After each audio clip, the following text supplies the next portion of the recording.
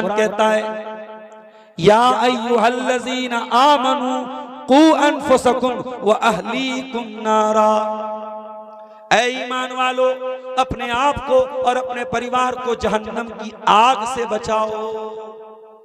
परिवार से मोहब्बत करते हो, फैमिली से प्यार करते हो, तो फैमिली को बचाओ जहन्नम की आग से। आपकी लॉटरी की कमाई, आपके जुए की कमाई, आपके सट्टे की कमाई घर में आ भी गई और बच्चों का कपड़ा आ गया, बीवी की साड़ी आ गई, घर में अनाज आ गया, घर में खाना आ गया, आपके बच्चों को, आपके परिवार को जहन्नम की आग में लेके जाएगी हराम। इसीलिए अल्लाह के नबी ने भविष्यवाणी करते हुए, पेशिन गोई करते हुए फरमाया था याती अलन्नासी ज़मानुन ला युबालिल मरउ मिन ऐना खज़ल माल, मेरी उम्मत पर एक ऐसा जमाना भी आएगा कि लोग इस बात की परवाह नहीं करेंगे कि माल कहां से कमा रहे हैं, अमिनल हलाल अमिन हराम, हलाल तरीके से कमा रहे हैं या हराम तरीके से कमा रहे हैं। हलाल खाओ चाहे कम खाओ मेरे साथी, मेरी प्यारी बहनों, मेरी माओ, 2-4 साड़ियां कम आ जाए चलेगा, 2-4 जिंदगी के शौक और अरमान पूरे न हो चलेगा, 2-4 जेवरात शौहर कम बना दे चलेगा, मगर शौहर को कभी हराम कमाई के लिए उकसाने की कोशिश मत करना, हराम कमाई के लिए कभी उभारने की कोशिश मत करना। मेरी बहनों, मैं आज सीमांचल के इलाके में आता हूं और लोगों का लाइफ स्टाइल देखता हूं, कुछ देहातों में, गांव में, तो हैरत होती है कि आज के इस दौर में भी लोग कैसे जिंदगी गुजारते हैं। अभी 2 दिन पहले मेरा प्रोग्राम बिल्कुल बिहार की आखिरी बॉर्डर पर, जहां से बंगाल की और इसी तरीके से झारखंड की बॉर्डर पर वो इलाका, मनिहारी के आगे का इलाका, अहमदाबाद का इलाका, जिस गांव में प्रोग्राम था झप्पू टोला नाम था उस गांव तक जाने का 1 किलोमीटर का रास्ता था, नाव से जाना पड़ता था। मैं 4 व्हीलर से आया, गांव वालों ने कहां घुमा करके मुझको गांव में लेके गए, इतना खतरनाक रास्ता था। हमारा ड्राइवर बोला कि मौलाना साहब यहाँ लोग सरवाइव कैसे करते हैं, यहाँ जीवन कैसे गुजारते हैं। 6 महीना पानी में लोग रहते हैं, सैलाब ज़दा इलाका, बाढ़ ग्रस्त इलाका, इतनी परेशानियों के साथ लोग जिंदगी गुजार रहे हैं। मगर मैं अपनी बहनों से एक बात कहना चाहूंगा, अगर आपका शौहर आपको बहुत अच्छा खाना नहीं खिला रहा है, बहुत अच्छा कपड़ा नहीं पहना रहा है, बहुत अच्छे मकान में नहीं रह रहा है, लेकिन आपसे मोहब्बत करता है, प्यार करता है, वफादार है आपके साथ, तो शौहर की कदर कीजिए और अल्लाह का शुक्र अदा कीजिए। बहुत सारी औरतें हैं, करोड़ों में रहती हैं, वो जिस सामान पे हाथ रख दिया शौहर ने दिला दिया। किशनगंज की सबसे महंगी दुकान पे गई, जो सूट कह दिया शौहर ने दिला दिया। शौहर हर शौक पूरा करता है, मगर चीटिंग करता है अपनी वाइफ के साथ, बीवी को छोड़ के दूसरी औरतों के साथ नाजायज संबंध बनाता है, गलत ताल्लुकात कायम करता है। कम से कम आपका गरीब शौहर अगर हलाल तरीके से पैसा कमा के ला रहा है और आपके साथ चीटिंग नहीं कर रहा है, आपके साथ बेईमानी नहीं कर रहा है, आपके साथ ईमानदार है, आपके रिश्ते के साथ ईमानदार है, ऐसे शौहर की कदर करो मेरी प्यारी माँ। और मुझे कभी कभी हैरत होती है, कुछ औरतें क्या करती हैं, हर जलसे में आती हैं, अब्दुल गफ्फार सलफी की हर तकरीर सुन रही हैं, मौलाना जर्जी साहब की और दूसरे जितने भी खुतबा हैं, मुकर्रिरीन, सबकी तकरीरें सुन रही हैं, मोबाइल भरा पड़ा है उनके तकरीरों से, उनका मोबाइल, लेकिन शौहर से कभी ढंग से बात तक नहीं करती, शौहर की छोटी छोटी जरूरतें पूरी नहीं करती, शौहर का कोई आदर नहीं, शौहर का कोई सम्मान नहीं। याद रखो मेरी प्यारी माँ और बहनों, आपका जन्नत में प्रवेश करना, जन्नत में जाना असंभव है, नामुमकिन है, अगर आपने अपने शौहर की इताअत नहीं की, उसकी खिदमत नहीं की। अल्लाह के प्यारे नबी सल्लल्लाहु अलैहि वसल्लम फरमाते हैं, इज़ा सल्लतिल मरअतु खम्सहा व सामत शारहा व अताअत ज़ौजहा व अहसनत फरजहा दखलत मिन अय्यि अब्वाबिल जन्नति शाअत। औरत अगर 4 काम कर ले, वो जन्नत के सारे दरवाजे उसके लिए खोल दिए जाएंगे। जिस दरवाजे से चाहे वो जन्नत में जा सकती है, सिर्फ 4 काम औरत को कर लेना है।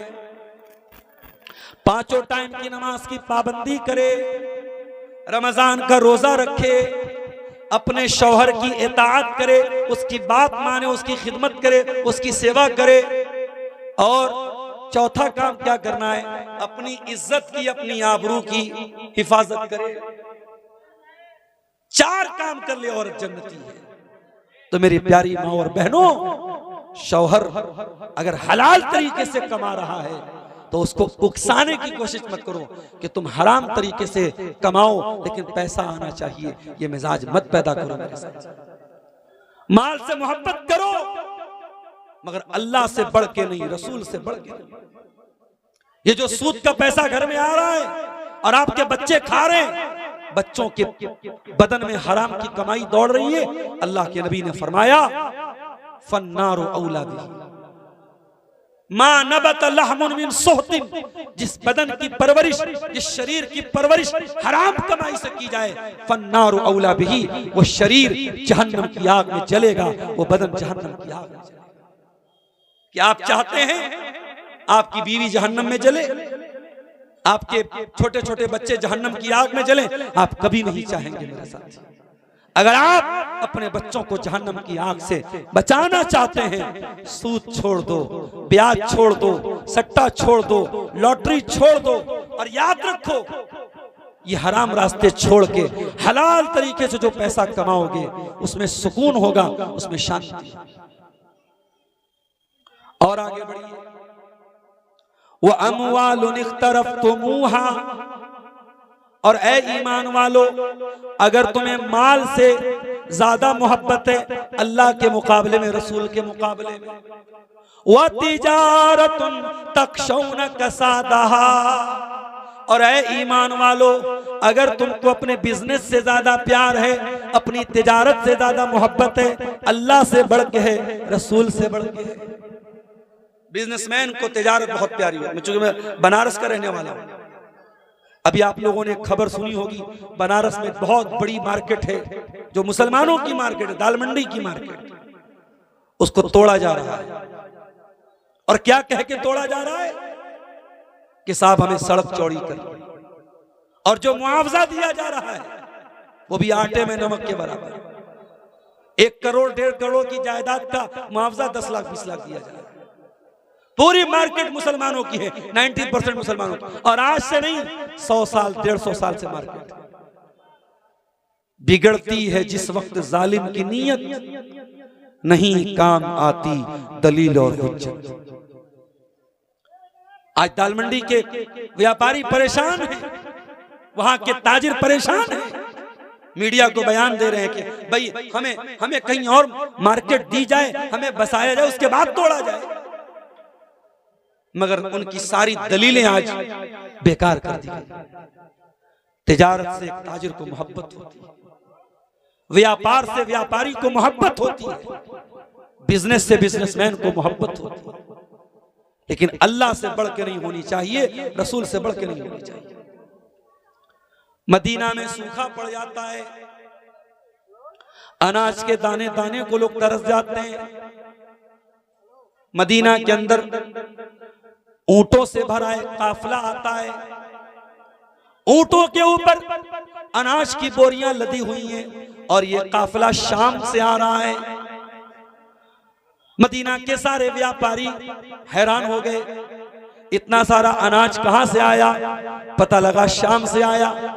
अनाज किसका है? पता लगा उस्मान गनी का है। मदीना के व्यापारी उस्मान गनी के पास आए, ऐ उस्मान, हमें पता चला है आपका अनाज से भरा हुआ काफिला मुल्क शाम से आया है। ऐ उस्मान, वो अनाज आप हमें बेच दीजिए, हम आपको 10 रुपये पर 12 रुपये का मुनाफा देने को तैयार है। 10 रुपये का माल हमें 12 में बेच दीजिए, हम आपको 2 रुपये का प्रॉफिट देने को तैयार है। उस्मान गनी ने कहा नहीं, ये चलबे ना, ये होबे ना। उस्मान गनी ने कहा ये नहीं चलेगा, आप लोग मुझे प्रॉफिट कम दे रहे हैं, मुझे ज्यादा मिल रहा है। मदीना के ताजिर हैरान, सारे व्यापारी तो यहां है, कौन हमसे ज्यादा आपको प्रॉफिट दे रहा है? कहा चलो ए उस्मान, हम आपको 10 का 15 देने को तैयार हैं। जो माल आप 10 का लाए हमको 15 का बेच दीजिए। मदीना में अनाज की कमी है, लोग मुंह मांगे दाम में अनाज खरीदेंगे, तो ऐ उस्मान आप अनाज हमें 10 का 15 में दे दीजिए। उस्मान गनी ने कहा नहीं, मुझे इससे भी ज्यादा कीमत मिल रही है।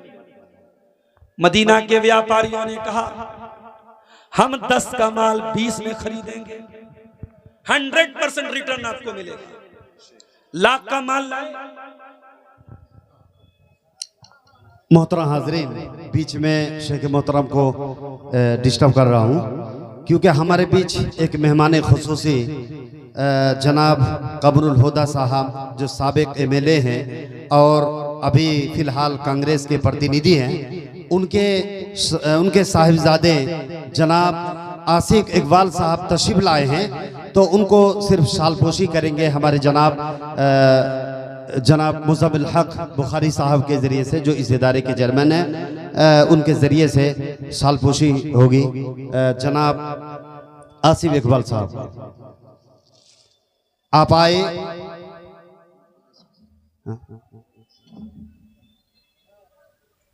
हमें बहुत खुशी हुई, अल्लाह ताला आपको अपने मकसद में कामयाब करे। और आज हर इंसान को समझने की ज़रूरत है, हर एक वोट कीमती है और उसको समझने की ज़रूरत है। बहरहाल इस पर मैं कुछ नहीं बोलूँगा। उसके और एक साथी क्या नाम, इसहाक आलम साहब, जनाब इसहाक आलम साहब तशरीफ लाए हैं, तो उनको भी शालपोशी करेंगे डॉक्टर महफूज आलम साहब, जो जनसुराज के एमएलए हैं, उनको शालपोशी करेंगे डॉक्टर महफूज आलम साहब। आपका भी बहुत बहुत शुक्रिया कि आप हमारी छोटी सी दावत पे आपने लब्बाई कहा।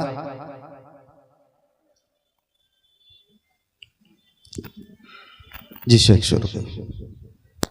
चुनाव का माहौल है, सारे लोग अपने अपने तौर पे मेहनत कर रहे हैं। हम यही दुआ करेंगे जो हमारे इलाके के लिए जो बेहतर हों, स्टेट के लिए बेहतर हों, अल्लाह ताला उनको इख्तिदार में ले आए और अल्लाह ताला इस स्टेट की, इस मुल्क की हिफाजत करे।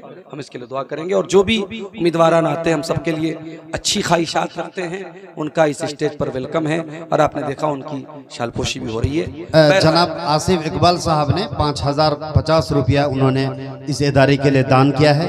अल्लाह तबारक व तआला इस दुनिया आखिरत में उनको कामयाबी अता फरमाए, आमीन। तो मेरे भाइयों,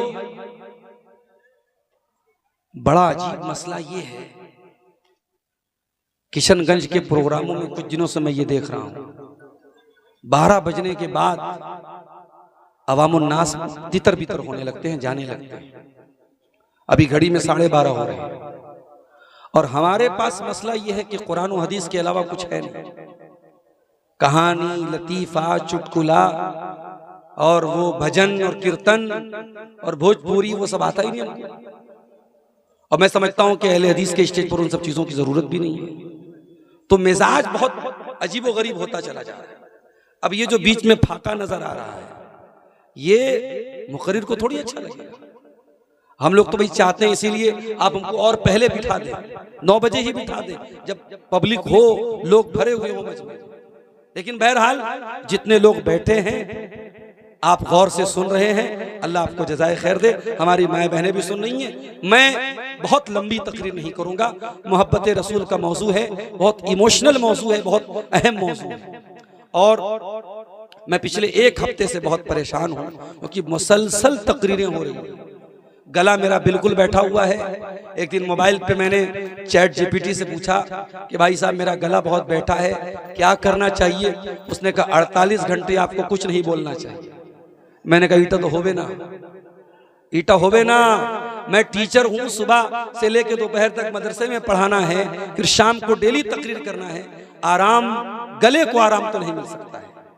वो तो अल्लाह का शुक्र कि आज चूंकि मैं दिन भर यही था, किशनगंज में था, तो थोड़ा बहुत रेस्ट करने को मिला। तो गला जो है वो जो मेरी नेचुरल आवाज़ है और अंदाज है, उस अंदाज में मैं चाह के भी नहीं बोल पा रहा हूँ, क्योंकि जब गला बैठता है तो सांस भी छोटी हो जाती है। आप गौर कर रहे हो, एक एक आयत को मैं कई टुकड़ों में पढ़ रहा हूँ, ना चाहते हुए भी, मजबूरी है मेरी। बहरहाल मैं वाकया बयान कर रहा था उस्मान गनी रजी अल्लाह ताला अन्हु। मदीना के अंदर सूखा पड़ा है, अनाज के दाने दाने को लोग तरसे हुए हैं, और हजरत उस्मान गनी का अनाज से भरा हुआ काफिला शाम से आया।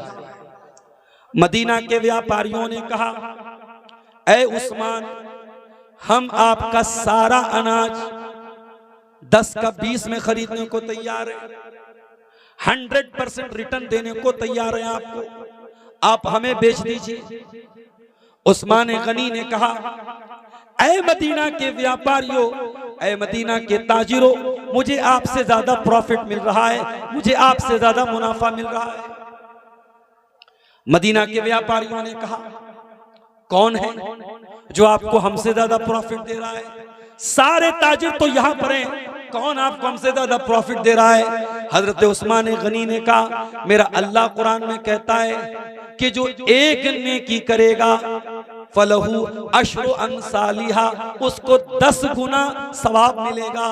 ऐ मदीना के व्यापारियों, ये सारा अनाज जो मैंने मंगाया है, ये मदीना के गरीबों में तकसीम करने के लिए, ये फ्री में डिस्ट्रीब्यूट करने के लिए मंगाया है।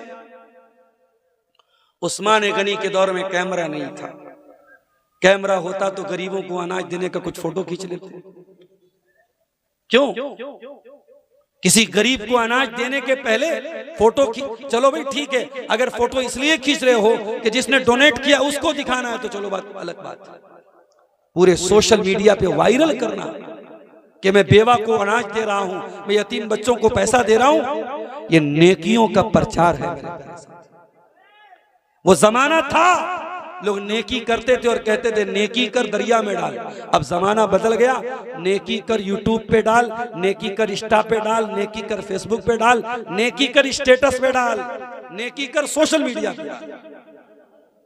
उस्मान गनी ने बहुत बड़े ताजिर थे, बहुत बड़े व्यापारी थे, सारा का सारा अनाज अल्लाह की राह में सदका कर दिया। मेरे प्यारे साथियों, तिजारत से मोहब्बत करो, बिजनेस से मोहब्बत करो, मगर इतनी मोहब्बत मत करो कि अल्लाह से बढ़ के हो जाए, रसूल से बढ़ के हो जाए।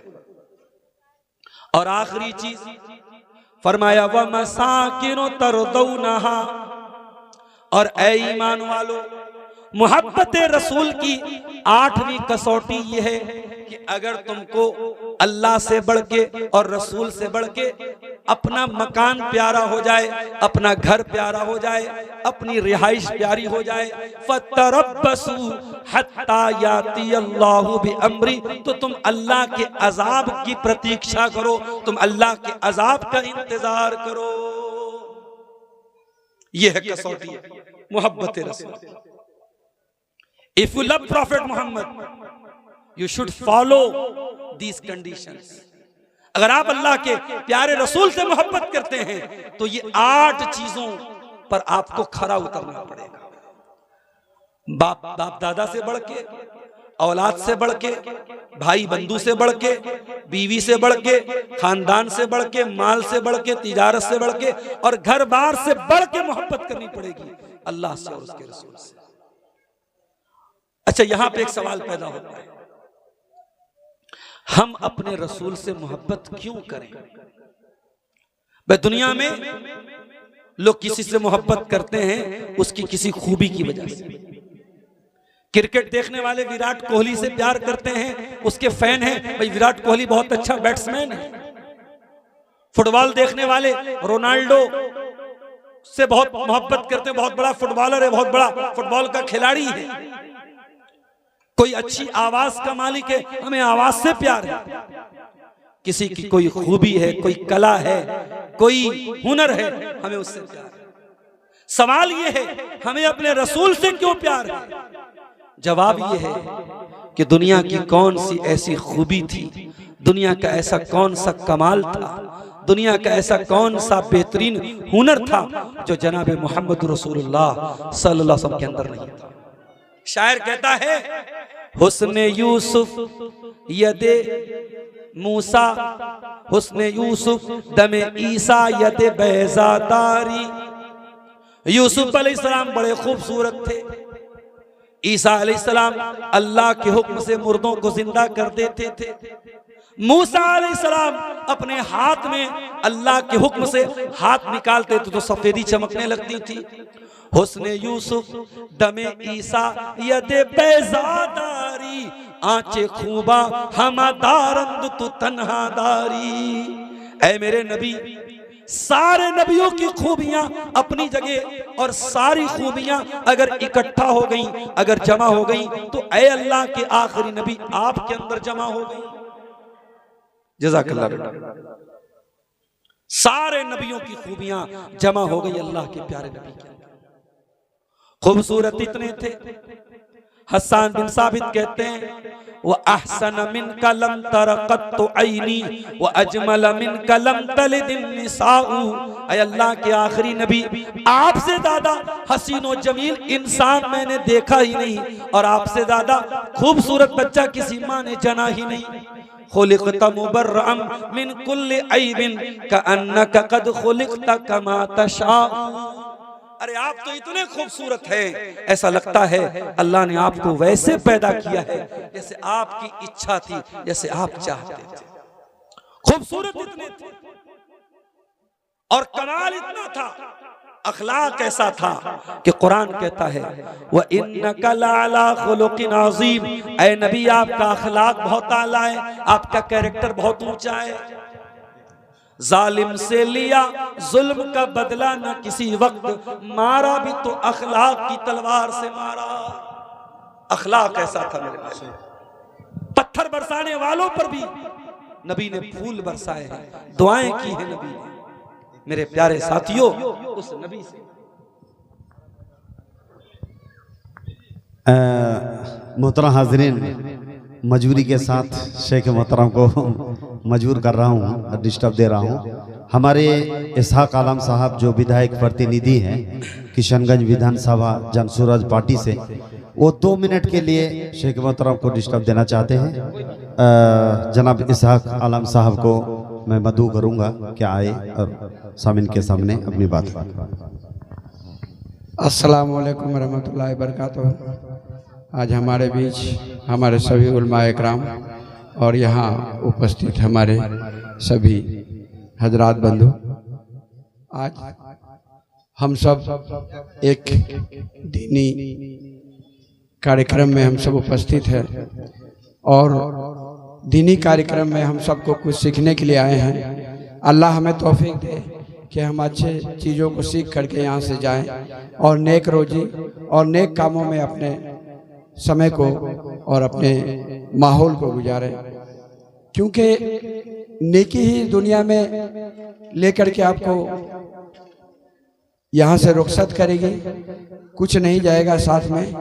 और हम सबको मिलजुल करके अपने समाज, अपने भाई और अपने आस पड़ोस के लोगों की खिदमत खल्क करने की कोशिश करनी चाहिए। और हमारे पड़ोस में कोई दुखी ना हो, हमारे पड़ोस में कोई भूखा ना हो, हमारे पड़ोस में कोई किसी तरह की बीमारी से परेशान ना हो। हम लोग ये कोशिश करें कि हम लोग हर तरह से उनको मदद करें। अल्लाह इसमें तौफीक और बरकत भी देगी और रोजी में भी तौफीक और बरकत देगी। आज हमारे जो इस कार्यक्रम को आयोजित किए हैं सभी उलमाए इकराम और यहाँ जितने भी हमारे आयोजक बंधु हैं और हमारे जो उलमाए इकराम बाहर से आए हैं, सभी लोगों का मैं धन्यवाद देता हूँ। और मैं इसी के साथ, चूँकि मैं जनसुराज से प्रत्याशी भी हूँ और आज दीनी तालीम का एक मराकिज़ है, इसलिए मैं कोई पॉलिटिकल बात नहीं करते हुए दीनी तालीम ही से संबंधित आपको 2 शब्द कहा और ज़्यादा हम और अपने उलमाए कराम के बीच में टाइम बर्बाद नहीं करके बस मैं इतना ही कहना चाहता हूँ कि आप सबकी दुआएं और आप सबका प्यार और समर्थन मुझे दीजिएगा। हमारा छाप बटन नंबर 5 और हमारा जो है वो स्कूल का बैग छाप है।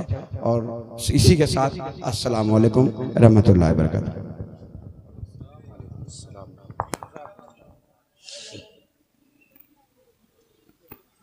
मोहतरम हजरात,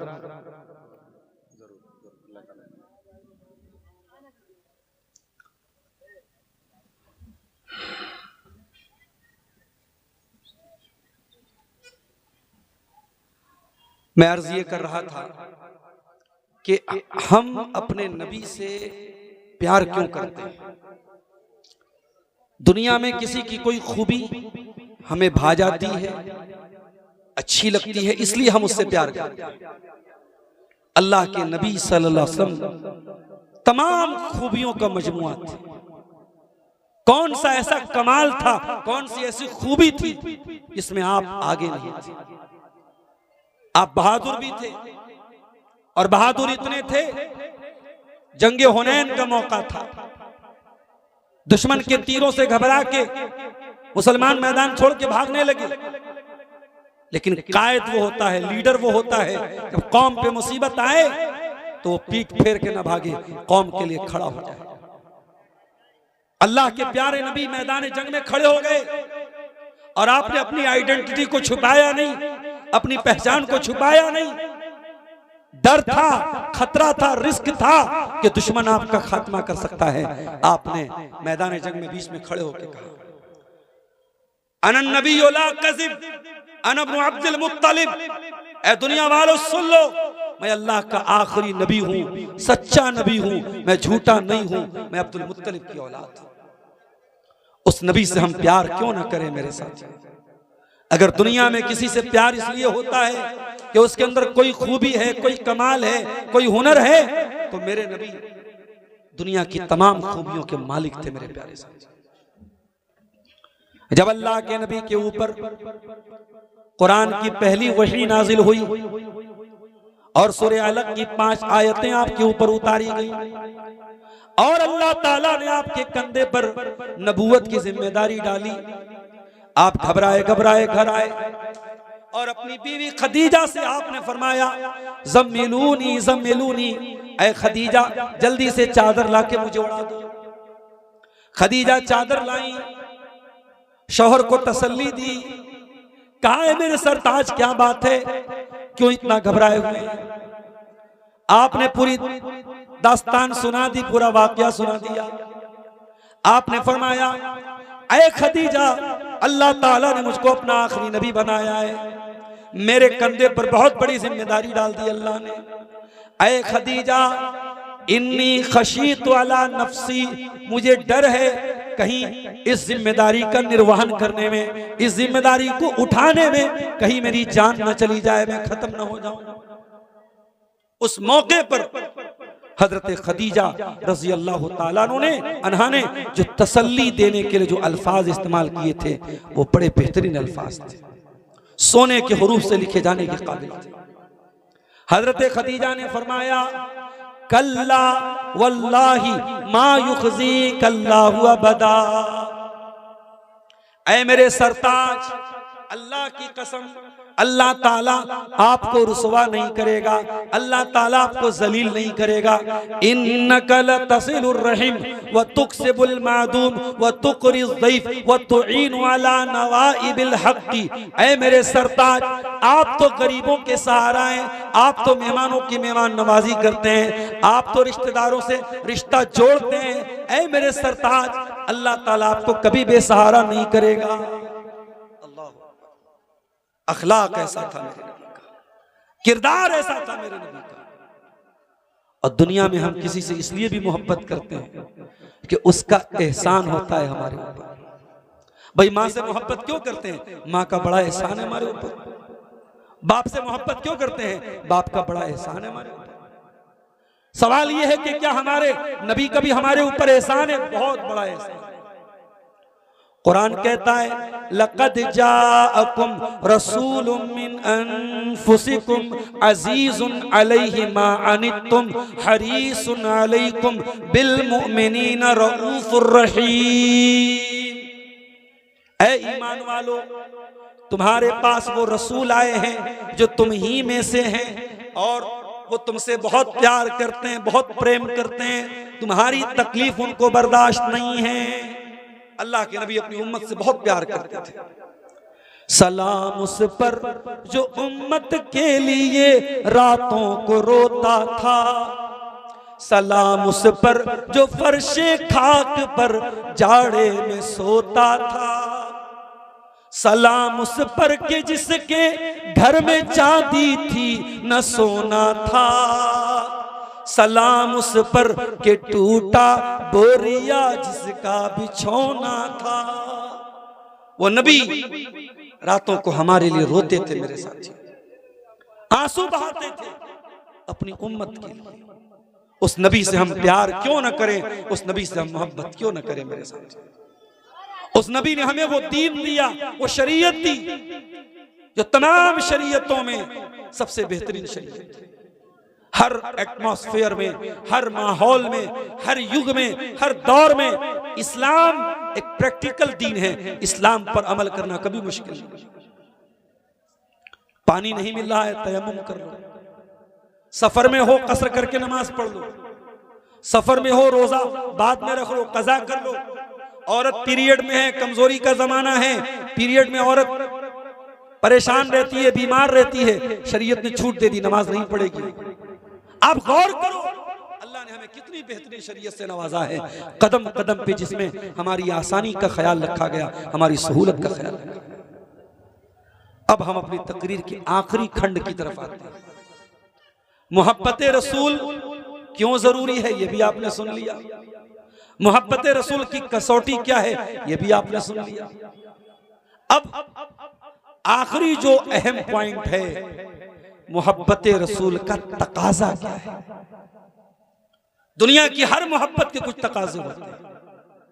माँ की मोहब्बत का तकाजा अलग है, बाप की मोहब्बत का तकाजा अलग है, भाई की मोहब्बत का तकाजा अलग है, बीवी की मोहब्बत का तकाजा अलग है, औलाद की मोहब्बत का तकाजा अलग है। सवाल ये है, हमें अपने रसूल से मोहब्बत है, आई लव मोहम्मद, तो हमें क्या करना चाहिए? इस मोहब्बत का तकाजा क्या है? आइए कुरान से पूछते हैं। या अय्युहल्लज़ीना आमनू ला तुक़द्दिमू बैना यदइल्लाहि व रसूलिही वत्तक़ुल्लाह इन्नल्लाह समीउन अलीम। ऐ ईमान वालो, अल्लाह से और उसके रसूल से आगे बढ़ने की कोशिश मत करो। मोहब्बत रसूल का पहला तकाजा, अल्लाह और उसके रसूल से आगे मत बढ़ो। जहां रसूल कहे स्टॉप, स्टॉप हो जाओ। जहां रसूल कहे गो, वहां आगे बढ़ो। जहां रसूल का बताया हुआ ग्रीन सिग्नल है, गाड़ी आगे बढ़ा दो। जहां रसूल का बनाया हुआ रेड सिग्नल है, गाड़ी को रोक दो। आगे मत बढ़ो, अल्लाह से आगे मत बढ़ो, रसूल से आगे मत बढ़ो। उसके बाद फरमाया, या अय्युहल्लज़ीना आमनू ला तरफ़उ अस्वातकुम फ़ौक़ सौतिन नबी। ऐ ईमान वालो, अपनी आवाज को नबी की आवाज से ऊंची न करो। वला तजहरू लहू बिलक़ौलि कजहरि बाज़िकुम लिबाज़, और जैसे एक दूसरे से चिल्ला चिल्ला के बात करते हो, नबी से चिल्ला चिल्ला के बात न करो। अन तहबता अअमालुकुम व अंतुम ला तशउरून, कहीं ऐसा न हो कि तुम नबी से बदतमीजी से बात करो और तुम्हारी सारी नेकियां बर्बाद हो जाएं। पता ये चला, खामोश है दिल, भरी महफिल में चिल्लाना नहीं अच्छा। खामोश है दिल, भरी महफिल में चिल्लाना नहीं अच्छा। अदब पहला करीना है मोहब्बत के करीनों में। नबी से मोहब्बत है, नबी का अदब करो, नबी का एहतराम करो, नबी का सम्मान करो, नबी की ताज़ीम करो। नबी की बात हो तो ऐसा न लगे कि किसी आम आदमी की बात हो। नबी की हदीस पढ़ी जाए, कान खड़े कर लो। नबी का फरमान आए तो चूं चरा न करो, अगर मगर न करो, बहानेबाजी न करो, एक्सक्यूज पेश न करो। नबी का नाम आए तो अदब और एहतराम से नबी का नाम। अदब पहला करीना है मोहब्बत के करीना। मोहब्बत है रसूल से तो मोहब्बत रसूल का तकाजा ये है, रसूल का अदब करो, रसूल का एहतराम करो। मोहब्बत रसूल का दूसरा तकाजा, रसूल की इत्तिबा करो, रसूल के नक्शे कदम पे चलो। कुल इन कुंतुम तुहिब्बून अल्लाह फत्तबिऊनी युहब्बिबकुमुल्लाह। ऐ नबी आप ऐलान कर दीजिए, अगर तुम अल्लाह से मोहब्बत का दावा करते हो तो रसूल की इत्तिबा करो, रसूल की पैरवी करो, रसूल के नक्शे कदम पे चलो। युहब्बिबकुमुल्लाह, जब तुम रसूल की पैरवी करोगे तो अल्लाह भी तुमसे मोहब्बत करेगा। एक सहाबी अल्लाह के नबी के पास आए, बड़े गौर से सुनिएगा, मुझे अंदाजा है रात का आखिरी वक्त है और आपकी आंखों में नींद का खुमार भी है, लेकिन बात बहुत अहम है, गौर से सुनिएगा। अल्लाह के नबी सल्लल्लाहु अलैहि वसल्लम के पास एक सहाबी आए और आकर के कहा, ऐ अल्लाह के नबी मैं आपसे बहुत मोहब्बत करता हूं, इन्नी उहिब्बुक व उहिब्बु कुर्बक। ऐ अल्लाह के नबी मैं आपसे प्यार करता हूं और आपसे करीब रहना चाहता हूं, मुझे जब भी आपकी याद आती है ऐ अल्लाह के नबी मैं दौड़ा दौड़ा आता हूं, आपको देख लेता हूं, मेरे दिल को करार मिल जाता है। ऐ अल्लाह के प्यारे नबी, मैं जब ये याद करता हूं, ये सोचता हूं कि मैं मर जाऊंगा एक दिन और आप भी दुनिया से चले जाएंगे, आप तो नबियों के साथ रहेंगे, रसूलों के साथ रहेंगे, मैं तो कॉमन मैन हूं, मैं तो आम आदमी हूं। ऐ अल्लाह के नबी मैं परेशान हूं ये सोच सोच के कि मैं जन्नत में आपका दीदार कैसे करूंगा, मैं जन्नत में आपको कैसे देखूंगा। अल्लाह, मोहब्बत देखो साहबी की, दुनिया के साथ साथ जन्नत की चिंता है कि वहां मैं कैसे नबी का दीदार करूंगा। अल्लाह के नबी ने कहा, आपने कोई जवाब नहीं दिया, खामोश हो गया। क्यों खामोश हो गए? जज़ाकल्लाह खैर। देखिए, तकरीर खत्म करने के पहले मैं आप सबसे गुजारिश भी करूंगा कि आप हजरात में से जो लोग भी मदरसे का ताउन अभी तक नहीं किए हैं वो यहाँ मेरे हाथ पे मदरसे का ताउन करते हुए जाएंगे। अल्लाह ताला आप सबके ताउन को कबूल करेगा इंशाअल्लाह और आपकी कमाई में बेहतरीन उसका बदला देगा। तो ये मेरी बड़े अदब से गुजारिश है कि जो हजरात भी मदरसे का ताउन करना चाहें वो करते हुए जाएंगे। मैं अपने मौजू के आखिरी पड़ाव की तरफ बढ़ रहा हूँ, कहीं ऐसा ना हो कि आप हजरात इदारे का ताउन करने आए हैं और उसी तरीके से वापस लौट जाएं। आप जरूर यहाँ पे चंदा दे करके, दान दे करके जाएंगे। तो मैं ये अर्ज कर रहा हूं कि मोहब्बत रसूल अगर है तो आप देखिए कि सहाबा कैसी मोहब्बत करते थे अल्लाह के। सहाबी ने कहा, अल्लाह के नबी जन्नत में आपका दीदार कैसे करूंगा? अल्लाह के नबी खामोश हो गए, कोई जवाब नहीं दिया। इसलिए आपने जवाब नहीं दिया, वमा यंतिकु अनिल हवा इन हुवा इल्ला वह्यु यूहा। अल्लाह के नबी अपनी मर्जी से कुछ नहीं बोलते थे, अल्लाह की तरफ से जब तक परमिशन नहीं मिलती थी आप नहीं बोलते थे। थोड़ी देर के बाद अल्लाह के नबी के ऊपर सूरह निसा की आयत नाज़िल हुई, वमन युतिइल्लाह वर्रसूल फउलाइका मअल्लज़ीना अनअमा अल्लाहु अलैहिम मिनन नबिय्यीना वस्सिद्दीक़ीना वश्शुहदाई वस्सालिहीना वहसुन उलाइका रफ़ीक़ा। सूरह निसा की आयत नाज़िल। नबी ने बुलाया अपने सहाबी को, कहा इधर आओ, तुम्हारे सवाल का जवाब मिल गया। अगर तुम जन्नत में अपने नबी का दीदार करना चाहते हो तो तुम्हें दुनिया में रसूल की इताअत करनी होगी। जब तुम रसूल की इताअत करोगे, पैरवी करोगे, तो जन्नत में भी अल्लाह ताला तुम्हें अपने नबी का दीदार कराएगा। मेरे साथियों, मोहब्बत है रसूल से तो मोहब्बत का तकाजा यह है कि इताअत करो रसूल। रसूल कहे कि ये काम करो तो करो और रसूल कहे कि ये काम मत करो तो मत करो। और रसूल का हुक्म आ जाने के बाद मेरे बड़े क्या कहते हैं, मेरे बुजुर्ग क्या कहते हैं, मेरे पीर साहब क्या कहते हैं, मेरे इमाम साहब क्या कहते हैं, कोई एक्सक्यूज नहीं चलेगा, कोई बहाना नहीं चलेगा। इन्नमा कान कौलल मुमिनीना इज़ा दुऊ इलल्लाहि व रसूलिही लियहकुम बैनहुम अन यक़ूलू समिअना व अतअना। अल्लाह का फैसला आ जाने के बाद और रसूल का फैसला आ जाने के बाद आपकी जबान से एक ही लफ्ज निकलना चाहिए, हमने सुन लिया और मान लिया। इसी तरीके से मोहब्बत रसूल का एक तकाजा ये भी है कि रसूल का नाम आए तो दरूद पढ़ा जाए, कम से कम सल्लल्लाहु अलैहि वसल्लम जरूर पढ़ा जाए। अल्लाह के नबी फरमाते हैं सबसे बड़ा बखील वो है, सबसे बड़ा कंजूस वो है जिसके सामने मेरा नाम लिया जाए और वो मेरे ऊपर दरूद न पढ़े। इसी तरीके से आज हम देखते हैं लोग मसलकों में बटे हुए हैं, हर गांव में हर इलाके में इख्तिलाफ है। एक बेचारी नमाज है, नमाज में सैकड़ों इख्तिलाफ है, हाथ कहाँ बांधे, सीने पर बांधे कि नाफ के नीचे बांधे, आमीन जोर से बोले क्या हिस्सा बोले, रफुल यदैन करें कि न करें, नमाज में बहुत इख्तिलाफ है। अगर मोहब्बत रसूल है दिल में तो अपने सारे इख्तिलाफात को नबी की सुप्रीम कोर्ट में लेके खत्म कर दो, नबी की अदालत में लाके खत्म कर दो अपने सारे झगड़ों को। कुरान कहता है फला व रब्बिका ला युमिनूना हत्ता युहक्किमूका फीमा शजर बैनहुम।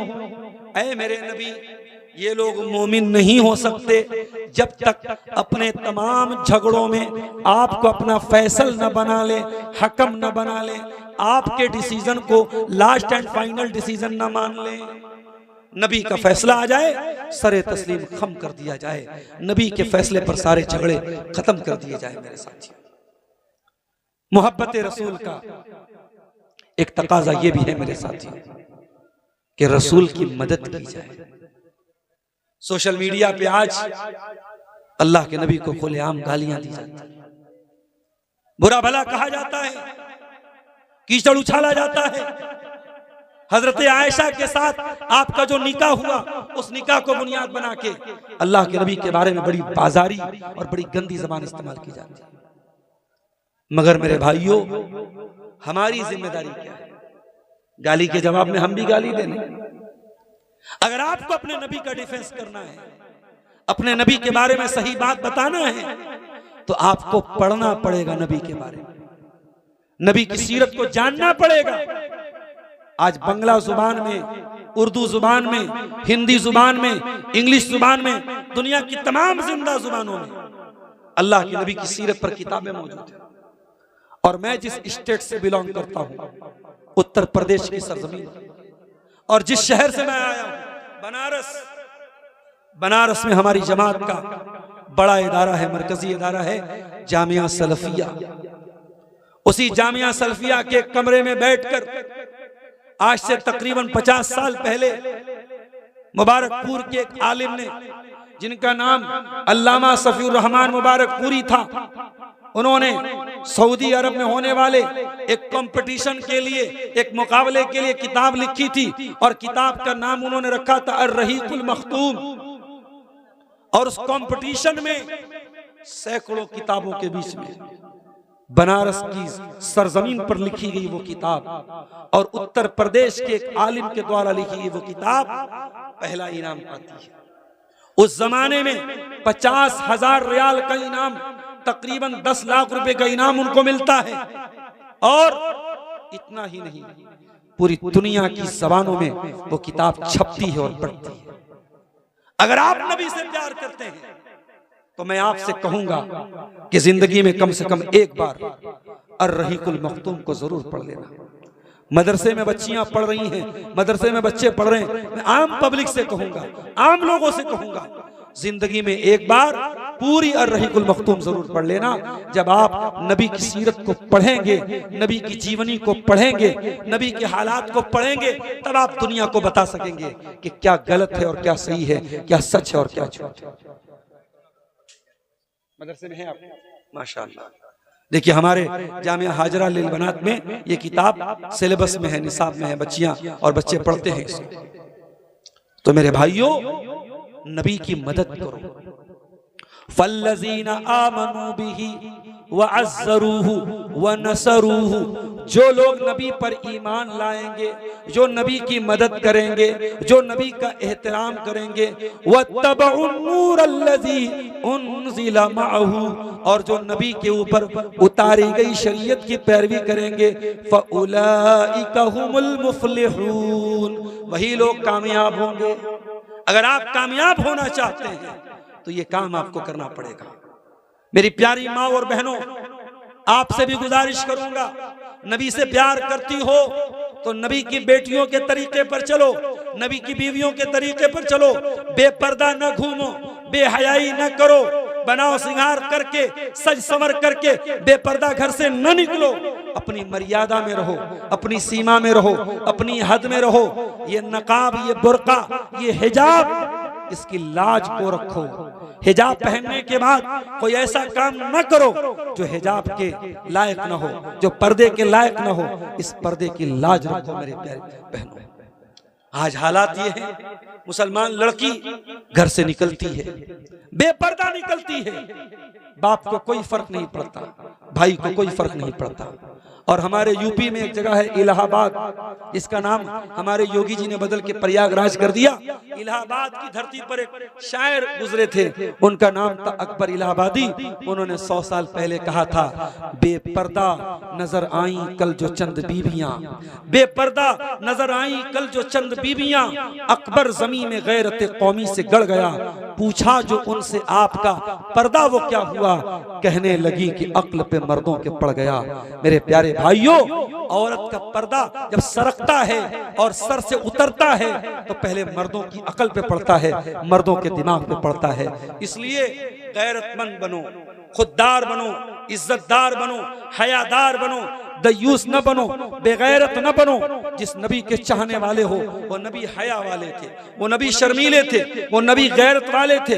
हजरत अबू सईद खुदरी कहते हैं, अल्लाह के नबी इतने शर्मीले थे कि कुंवारी लड़की से ज्यादा शर्मीले थे। आज हमारा नौजवान बेहया हो चुका है, लड़कियां बेहया हो चुकी हैं, लड़के बेहया हो चुके हैं। और अभी आपने सुना, इसी गांव के बारे में सुना कि आज शराब का नशा तो अब पुराना हो रहा है, अब पाउडर का नशा चल रहा है, अब ऐसा खतरनाक नशा चल रहा है।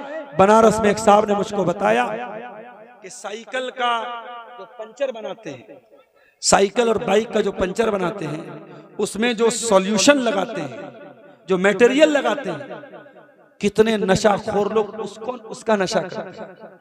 वो पूरा सॉल्यूशन दबा करके पूरा निगल जाते हैं या ब्रेड में लगा के खा जाते हैं। जंडू बाम उसका नशा करते हैं नशा करने वाले।